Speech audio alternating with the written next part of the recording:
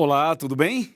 Que alegria estar aqui para participar com você de uma semana incrível e especial. Está começando agora a programação da Semana Santa e o tema geral, você já sabe, restaurados em Cristo. Eu tenho certeza que muita coisa boa vai acontecer a partir de agora.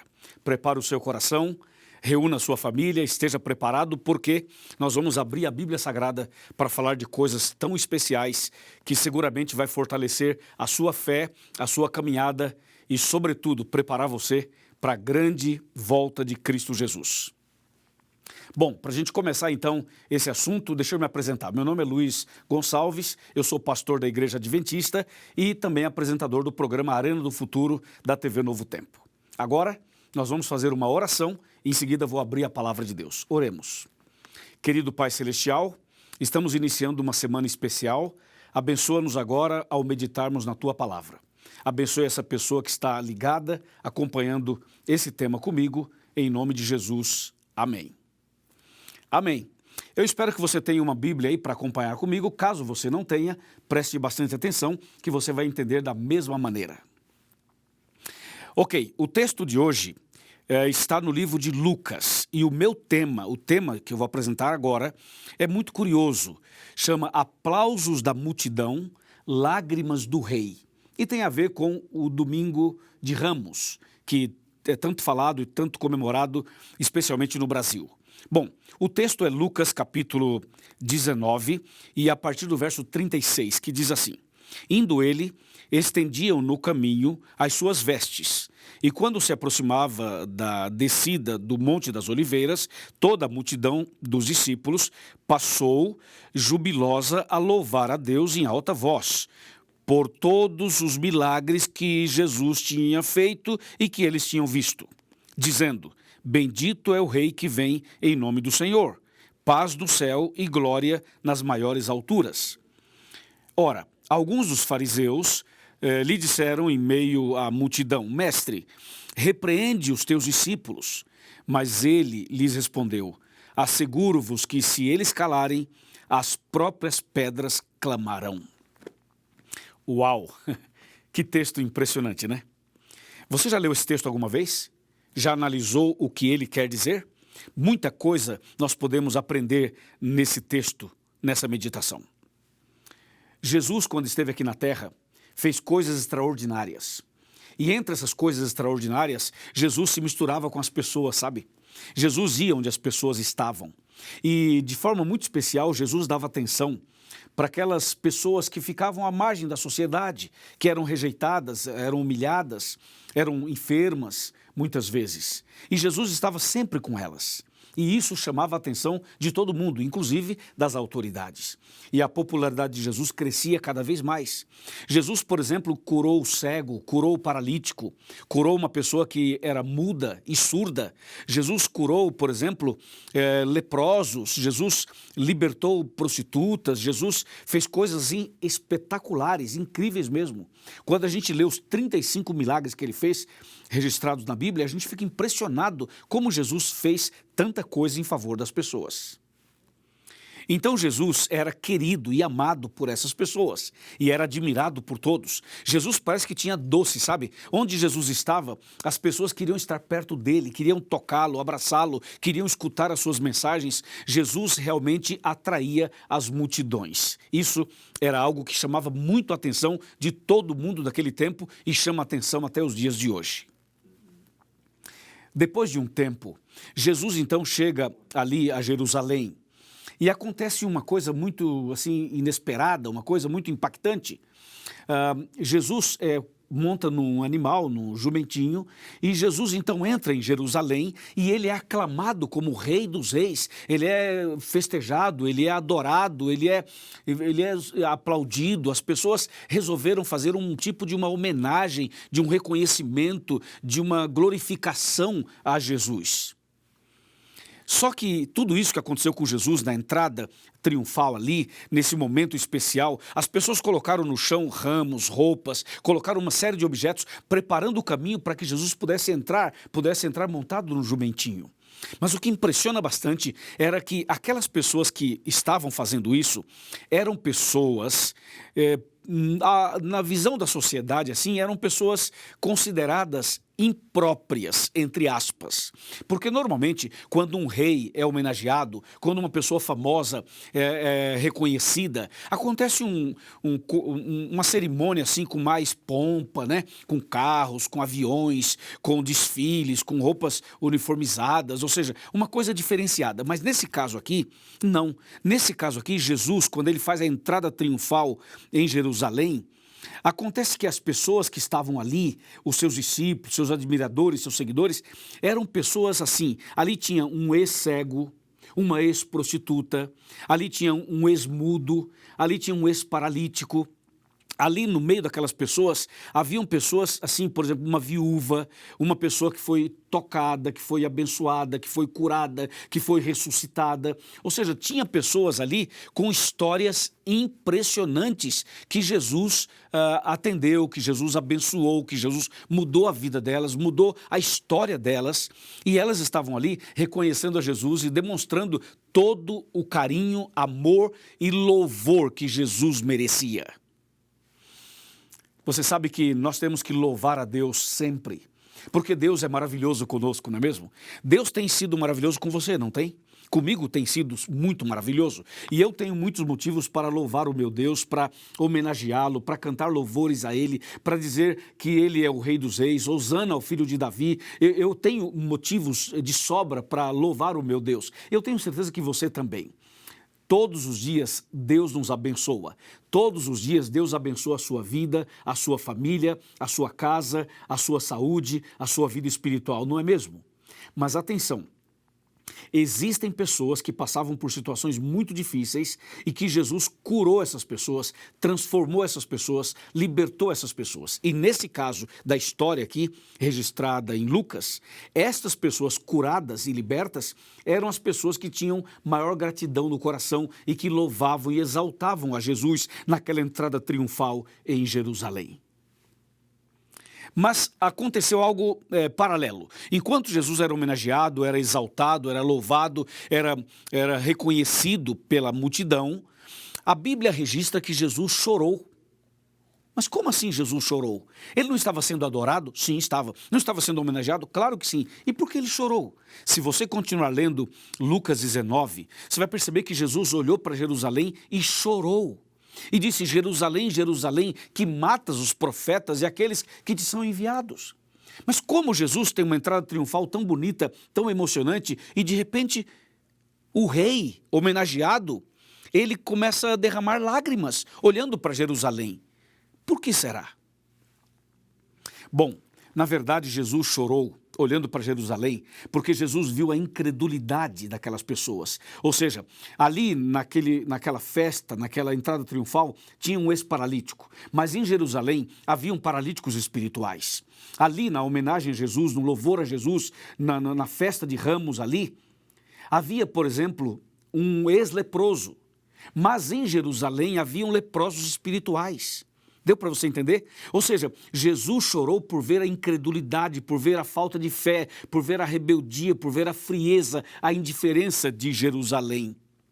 Enquanto Jesus passava por essa entrada triunfal, sendo homenageado, louvado, exaltado pelas pessoas simples, humildes que foram curadas, ele chorava pela rebeldia do seu povo que estava ali em Jerusalém. Que terrível, né? Muitas vezes nós somos indiferentes e muitas vezes nós estamos na igreja, mas falta, sabe, aquela conversão genuína, falta aquela mudança de vida verdadeira, falta aquela sinceridade, falta aquela comunhão mais profunda e mais sincera. Existem pessoas que são muito sinceras, são pessoas que realmente levam os princípios exatamente como devem levar, mas outras pessoas, elas têm uma aparência de cristãs, quando na realidade elas não são. Então isso deixa Jesus triste, foi o que levou Jesus a chorar diante de Jerusalém.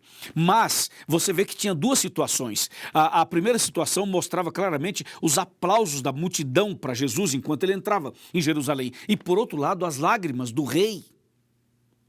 Sabe que um dia Jesus vai voltar nas nuvens dos céus e vai ter um grupo de pessoas preparadas e essas pessoas serão levadas para os céus e essas pessoas serão a alegria de Jesus, será um momento maravilhoso para Jesus, porque é como se fosse o resultado incrível do seu sacrifício na cruz, tá certo? Ali realmente as pessoas salvas representam o resultado e a vitória do sacrifício na cruz. Mas por outro lado, muitas pessoas vão perder a salvação. Muitas pessoas vão ser destruídas porque rejeitaram Jesus. Porque simplesmente fizeram o que aconteceu lá em Jerusalém. As pessoas eram indiferentes e frias. Aliás, você sabe que rejeitar Jesus, não reconhecer Jesus como Salvador, não reconhecer Jesus como Rei dos Reis, não louvar a Jesus, não adorar a Jesus, esse é o motivo das tragédias. Esse é o motivo do problema que o mundo inteiro está passando. Ou seja, as pessoas são transgressoras, as pessoas não buscam a Deus, não se relacionam com Ele, não têm comunhão com Ele. Se você ler Isaías 24, de 4 a 6, vai perceber exatamente isso que eu estou falando agora para você. Entendeu? Então Jerusalém estava nesse contexto de rebeldia. Inclusive, Jerusalém foi destruída depois. Foi invadida depois e foi destruída justamente por essa rebeldia. Aliás, a Bíblia diz que Jesus veio para os seus e os seus não receberam. Jesus veio para o seu povo, mas o seu povo o rejeitou. Se você continuar lendo essa história, vai ver que Jesus, ele chegou no templo e Jesus teve que expulsar os cambistas do templo. Então Jesus, por um lado, foi homenageado, foi exaltado, foi adorado, foi reconhecido pelas pessoas curadas por ele, mas por outro lado você vê uma situação de hipocrisia, de frieza, de indiferença, de rebeldia, de transgressão, de pecado, inclusive praticados por pessoas que estavam na igreja, estavam no templo, por pessoas religiosas. Isso é muito grave. Deixa eu falar uma coisa para você muito importante. Uma coisa que vai chamar bastante a nossa atenção nesse assunto, sabe o que é? É que esse mesmo Jesus, que curou pessoas, que abençoou pessoas, que foi até o Calvário, que morreu naquela cruz, que ressuscitou, que voltou para o céu, que intercede por nós. Esse é o mesmo Jesus que vai voltar em breve. É preciso reconhecer Jesus como o Rei dos Reis e Senhor dos Senhores. É preciso aceitar Jesus como Salvador. É preciso reconhecer as bênçãos dele na sua e na minha vida. É preciso fazer o que essas pessoas fizeram quando Jesus entrou em Jerusalém, a entrada triunfal ali. É preciso que nós façamos isso todos os dias, que adoremos a Jesus todos os dias. Porque tem um outro detalhe aqui que aconteceu que eu queria falar para você. Sabe o que foi?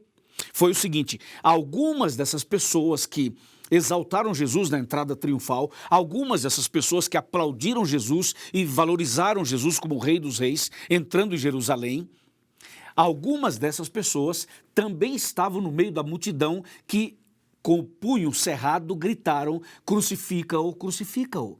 O que eu quero dizer com isso é que nem todo mundo que está na igreja vai ser salvo, nem todo mundo que tem uma Bíblia na mão vai para o céu, nem todo mundo que um dia aceitou Jesus vai ser salvo, porque não basta você aceitar Jesus, é preciso que você permaneça em Cristo. Não basta que você frequente uma igreja, você precisa ter uma vida de comunhão com Ele, adorá-lo todos os dias e reconhecê-lo todos os dias. Aquele que anda com Jesus e reconhece Jesus como Senhor, como Salvador, que aceita na vida Jesus como Senhor e Salvador, aquele que tem uma vida de louvor a Deus, que anda com Deus, essa pessoa vai reconhecer Jesus quando ele voltar nas nuvens dos céus. Vai reconhecer Jesus como nosso Salvador naquele dia e essa pessoa vai para o céu com ele. Amém? Você entendeu? Jesus deseja restaurar você, deseja restaurar no seu coração esse princípio de reconhecimento, de adoração, de comunhão com Ele. E eu quero convidar você hoje a vir comigo para essa jornada, para essa caminhada durante toda a semana. Amanhã teremos um outro tema importante e cada dia dessa semana teremos um tema importante e um tema está ligado ao outro. Nós vamos crescendo e você vai ver que no final a nossa vida será restaurada em Cristo. Cristo vai restaurar a sua vida, o seu coração, a sua casa, a sua família. Jesus vai abençoar você como Ele abençoou aquelas pessoas que foram curadas e depois essas pessoas foram e exaltaram e louvaram o nome dEle. Esta semana Jesus quer fazer isso na sua vida, na sua casa, na sua família. Amém? E para Jesus não existe impossível. Não existe impossível para Jesus. Aquilo que para você é impossível, para Ele não é. Ele tem poder para curar, poder para perdoar, poder para restaurar, poder para reconciliar. Ele tem poder para fazer em você e através de você coisas que o ser humano jamais poderia imaginar. O que você precisa fazer hoje é crer nele, abrir seu coração, entregar sua vida para Ele e confiar plenamente nele. Então hoje eu termino a minha fala dizendo o seguinte: número 1, leia a Bíblia todo dia. Número 2, ore, converse com Deus todos os dias. Número 3, cante louvores a Deus todos os dias. Número 4, transforme a sua casa num ambiente de oração e de adoração. Faça da sua casa aquele ambiente por onde Jesus passou ao entrar de forma triunfal em Jerusalém. Faça isso. E mais, seja obediente aos princípios da Bíblia. Guarde os mandamentos de Deus. E dessa maneira, com seu coração aberto, entregando sua vida a Jesus, você será restaurado em Cristo Jesus. Amém? Você aceita? Vamos fazer isso? Vamos andar dessa maneira? Vamos dar esses passos que Deus deseja que demos? Se você concorda comigo, levante a sua mão. Se você concorda, vou repetir, se você concorda comigo que precisa ler a Bíblia todo dia, orar todo dia, cantar louvores a Deus todos os dias, adorar a Deus todos os dias, entendeu? Transformar sua casa num local de adoração a Deus. Se você deseja ter uma vida de obediência a Ele, abrir seu coração, deixar Jesus entrar na sua vida e fazer uma mudança total, se você deseja isso, levante a sua mão. Levante a sua mão dizendo: pastor, eu concordo com isso, eu creio nisso, eu aceito isso, porque eu quero ser restaurado em Cristo. Se você assim deseja, levante a sua mão e feche os seus olhos, porque eu vou fazer uma oração por você agora. Oremos. Querido Pai Celestial, muito obrigado por essa mensagem, muito obrigado porque Jesus é maravilhoso, muito obrigado porque Jesus toca o nosso coração, muito obrigado porque Jesus quer entrar em nosso coração, porque Jesus deseja mudar nossa vida.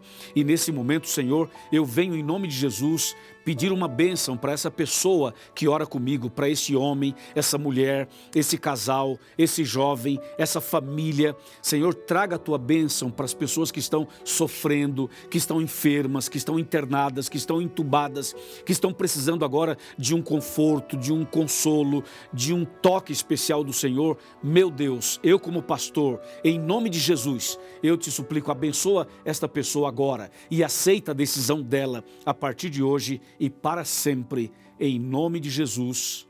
Amém.